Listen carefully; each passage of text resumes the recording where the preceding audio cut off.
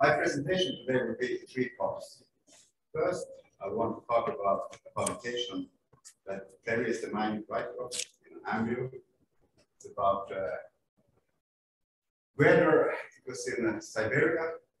The publication is weather and extreme weather and extreme climate change. That's the name of that one. It's published in Ambu. This is it.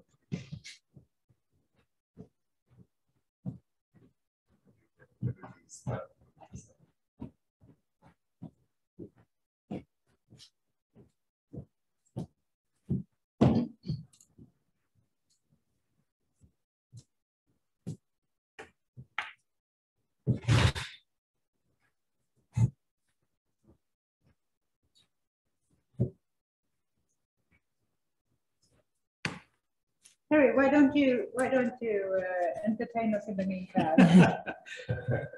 Or if Bert wants to give his presentation, because Bert is already online. Well, we may be fixed now. Yeah. I guess this will be very short. Yeah, let's wait a second. And you shouldn't be stressed for time, Niklas. We have plenty of time. We have plenty of time.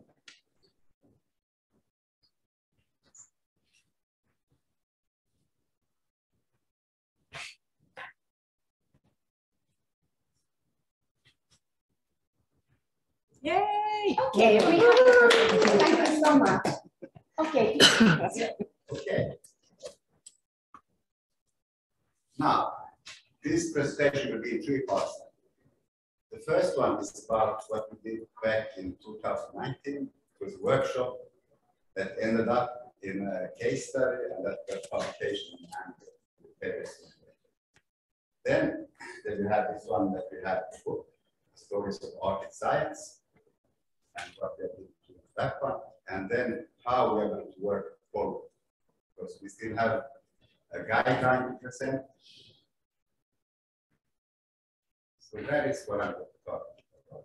So the first thing is that we had a winter weather and climate extreme workshop in Salehar, and it was actually a meeting where we had local and indigenous people interacting with researchers and with decision makers. And it was quite interesting because we had different, it was 3 days, and we tried to have group workings, we had to have panel meetings, presented ideas, and the focus was on what's the best practice. We had samples of where researchers and local and indigenous people and decision makers had worked together. And in what way did that dialogue go? What was the result? So one of the things that was lifted up, one project, was the Snow and Ice project. That was actually led by the Nordic Science Institute and the August Research Station where Terrorist Neiman and Esrange, the Swedish space company. So it was lifted up as a way of showing how traditional ecological knowledge and science, multidisciplinary science, could work together and do something that is good for two parts. The other part was the space industry, or actually the rocket station of Esrange. So when they shoot up rockets, something has to fall down. And Esrange was interested in to learn how is snow, or how is the soil being affected by the weather, and how do they affect the people living in the refuge. And of course, the Sami people, ranger herders, wanted to share their knowledge with researchers, and the Swedish Space Agency, that's actually political. They are aiming them up by policy. So that was one part of this workshop, that we told about stories from Scandinavia, but also the Russian indigenous people, Russian churches, and decision makers told their stories about good examples of dialogue between these states. Of course, there are some negative parts. We can see examples here in Norway. Today, there's a Supreme Court that has said that in Osen, that's a reindeer herding area in Norway, windmills are illegal because there were no dialogue between reindeer herders and the company that built them and the authorities. So we have different, we see the need for better dialogue. this article wasn't just that workshop. We also added in case studies from 3 different areas. It was from West Siberia, Yamal Donetsk, and Northern Spain. I see that this one is the resolution or what the people resolved in the workshop in 7 steps. I'm going to commit to this one a little later because we have used this one in the work that we're doing in the science, the stories of science. This was the case study and recommendation that we saw. And I think that this is a very good way of doing a work when you have 3 different groups of people working, that you have 3 different perspectives, that you are looking at key issues. What is the most interesting thing? What do the 3 groups want to discuss? And what kind of, when you know what they want to discuss, then you have to find the key stakeholders. So for our case in North Scandinavia, we saw that of course rainbow must be one. But we also saw that like what will work is in the interact, the Arctic resort, is the tourist businesses. We have to involve the businesses that are also within that. And researching, of course. And in these case studies, we were by our boss very asked to look at positive and negative things that are close to the issues. So for us in Scandinavia, we saw that in Norway, we have this big, the Scandinavia's longest ski rate or a dog sled race that is called Finnmarksløpet. And what we can see that there is limited or actually very few conflicts between waiver herding and this competition going on. So there must be a very good dialogue that is due between the partners. And the herders that I've been talking to, that's that the information given by the organizations all the has been quite good. They have reached out very good and they have been listening to the herders about what to do and what not to do. What we see when we look at key issues and land use of tourists, we see that there's an increasing tourist business. We heard here when we talk with people in Kiruna, for example, that's a very in the north of Scandinavia. There's one of the largest areas for tourist businesses. And we see an increase of European companies coming up. We expect it to be due to the climate change that the season is being shorter in the Alps and that they are looking at alternative places to both train the dogs, but also to do business. So this is a highly recommended article to read to see about how 3 groups can have a better dialogue. If we look at what we have done to the stories of the art and science, it is really interesting and really nice project has been now the first time I actually saw it.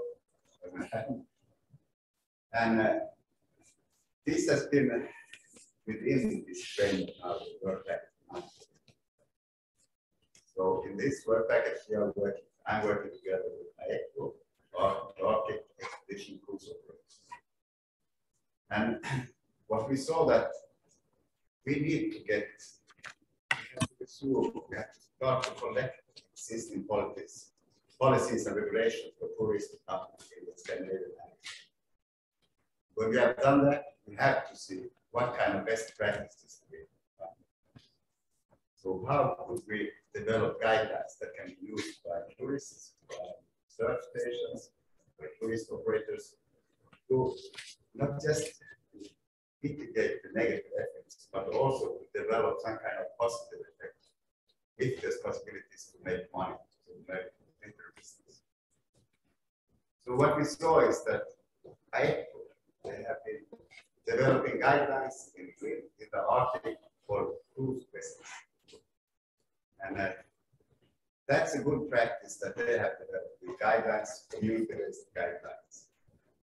We see that the organizer for the Finnmark Club, that's also a very good practice. But we have also identified that policymakers, they need to get more information. So in one way, that's a very big task to do this. And we see that this is just the start for something that will be developed to be much more including other businesses, extractive industries in the future, perhaps, how would researchers and local and indigenous people and windmill companies be able to come. So the potential for the future for development is very high. What we see is that Sami communities have tried to do, or they have developed themselves information sheets that has been spread out to tourists in areas where the conflict has been quite high. You see that in Jukkasjärvi, close to Kiruna, this is our neighboring village. Already in the 90s, they started to share out these information sheets because they had the trouble with winter tourism. Dog sledges for training and taking tourists going through the winterland. In the county of Jämtland, we have Kososa. They have problems at summertime. They have quite hiking. I'm very confident at summer. In the autumn, they have a lot of small game hunters. They want to inform. They're not saying that, hey, tourists are not allowed to come. They're trying to reach out and inform the tourists. And we see by this that there's a need to build up more competence. There's to build up. Research can be a part of building up more knowledge. Through the Interact project, we have tried to use media, especially the Sami media, to reach out and go out and tell that we are actually in the process. We need more partners. We need to build up something that can be useful for regulators, for tourist companies, and other users or people living up. So through this autumn we were up in Gavna Sami village. Media was with us, and from that media appearance, we got I was contacted by 3 Sami villages close to Kiruna, and they said that they want to be a part of this process. They need to get or be part of developing language, developing guidelines for something giving the tourist operators some kind of checklist that we have to check this before we come up to our information, so that they will mitigate the conflict potential conflict. So this is the third part what we are doing now. The process that we are in is that when we develop Sami guidelines for tourists, we use Sami language because it's always the best way to get your thoughts down on paper when you are discussing it at the language that you are using when you do it. And then the other part is that to develop Sami guidelines, you have to understand the Sami culture. How to contact people, what person should be involved in the process, how to get a community to accept them. And by accepting, I'm saying that this is, if you don't believe in what you're doing, you will not accept it, and you will not give it to it. And we are building Sami capacity. That is a very interesting way to do it. Because we saw the information sheets, the interest to develop some kind of outreach for tourists. So the capacity is to develop guidelines, but also to implement. You have to get out to the right person. So our part is that we have to take when we are doing these guidelines now. How would a ranger herder behave when it comes to the So that would be the start. What do you want to do? Of course, you want to contact people, ask where are the differences located. You want to have the names of the mountains, of course, the Sami names, because that is when you come, you have to tell where you are. It's by giving these 2 things to the tourists. This is that there are Sami places everywhere. It's not a green mountain, it's not a blue mountain, but mountain names have different meanings. It can be used for avalanche protection. If you have names like the accident up in North here, you had this big accident, 6 or 7 tourists were very badly injured almost. Some of them died.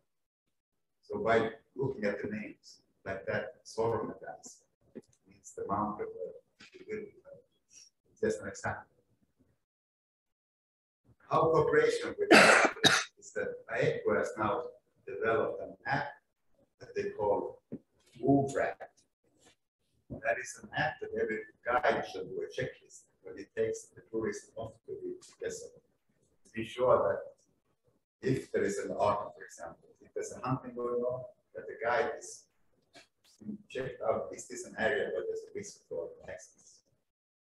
So that is something that we are also planning to do, or we are looking at the possibilities to do some kind of technical solution or a checklist for guides. Time is running out, so if you have any questions.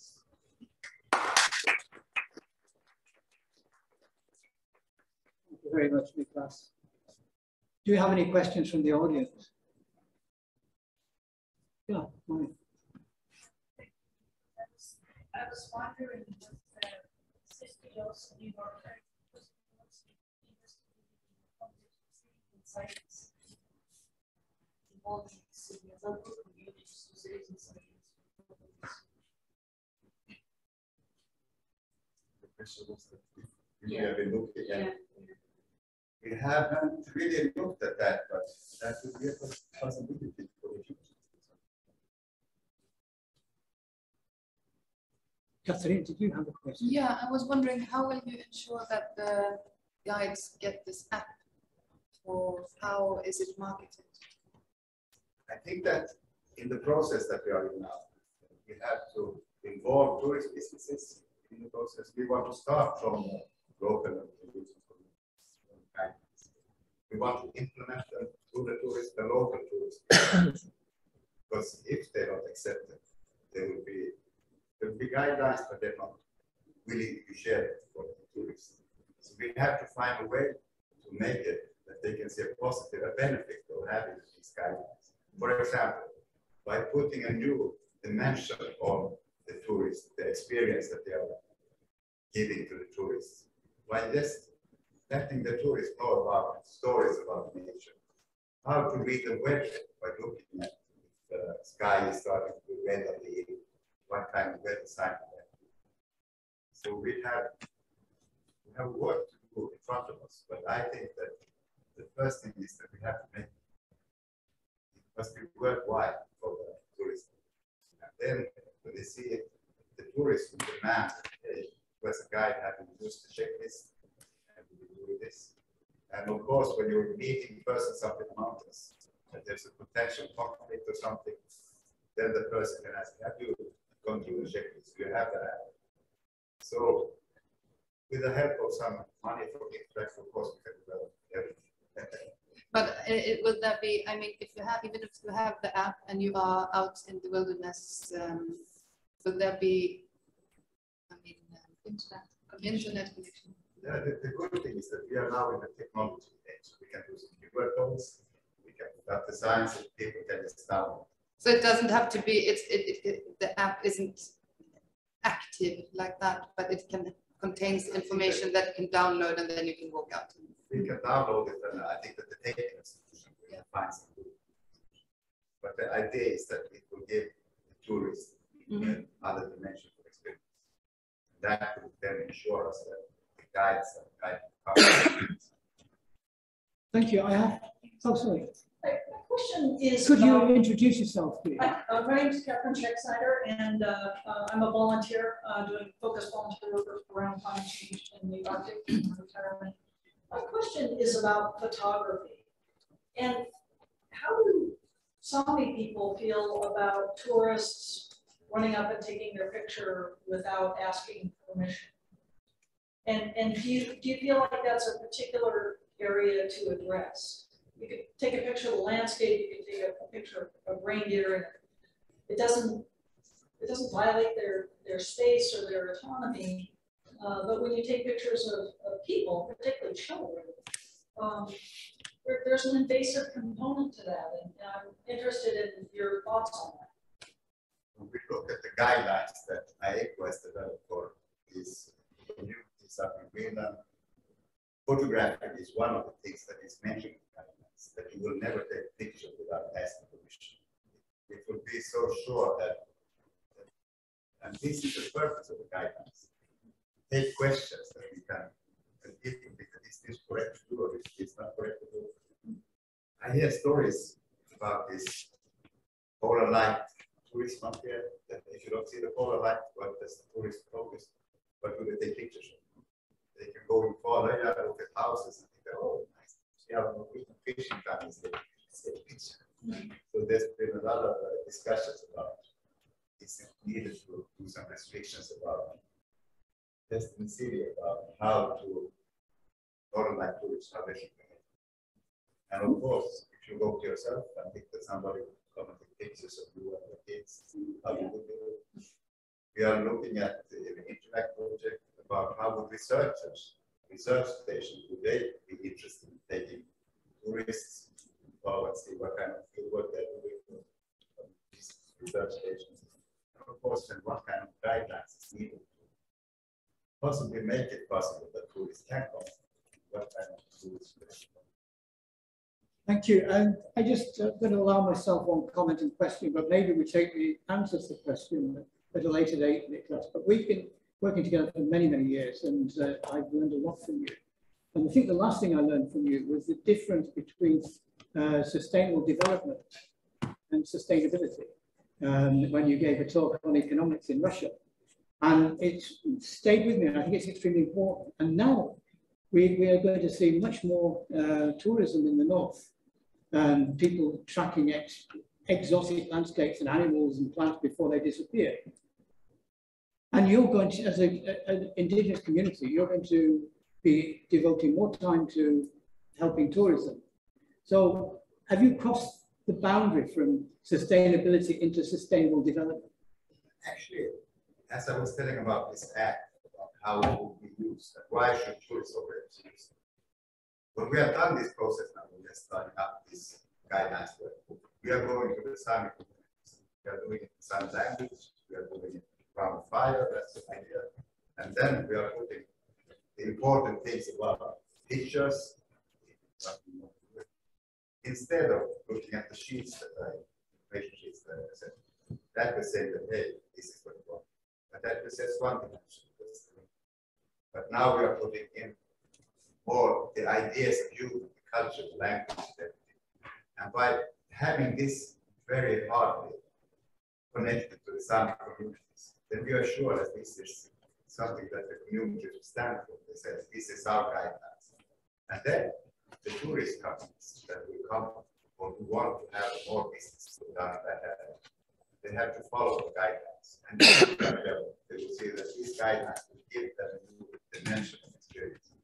So the discussion about if it's possible to have sustainable development or is sustainability, that's something that is equal. So in one way, this could be, I'm not saying it is, but it could be a way of saying that part of it can be sustainable. But it depends on what the Sami communities, how they want to have the guidelines. And as I'm saying, the guidelines must be something that will be highly accepted by the Sami people. Again, part of sustainable development.